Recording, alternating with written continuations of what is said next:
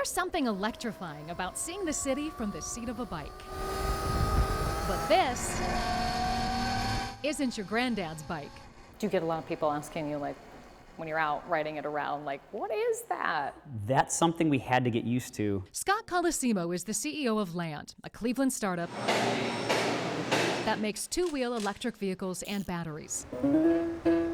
But for what we designed the bikes to do, which is around town, in-city fun, short highway jaunts, this is the best thing that exists to do that. Their headquarters, inside a historic industrial space on the west side, reflects the modern vintage spin they've put on the classic that rolls out of here.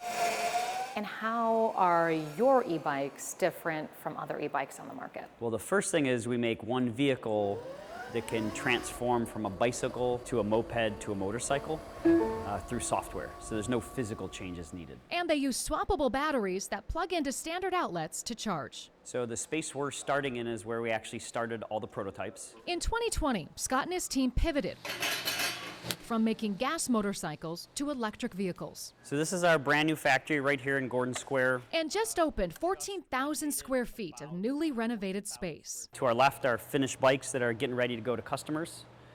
And we've had a good issue, which you always want as a business, which is more demand than you have the ability to meet. While the EV market is still emerging, it's expected to be a game changer worldwide. Over the next 6 years, U.S.-produced EVs are projected to almost triple, and Northeast Ohio is poised to capitalize on that opportunity by building off its automotive infrastructure and manufacturing might. What that's led to is a really heavily embedded supply chain. Jacob Doritsky, with the region's economic development partner, Team NEO, says 17 of the top 20 suppliers to the EV process are concentrated in Northeast Ohio. It's having those conversations with established companies. You know, what else can you be doing that could support a new and emerging industry here? These are the jobs that for the next 10, 20, 30 years are going to be prevalent here.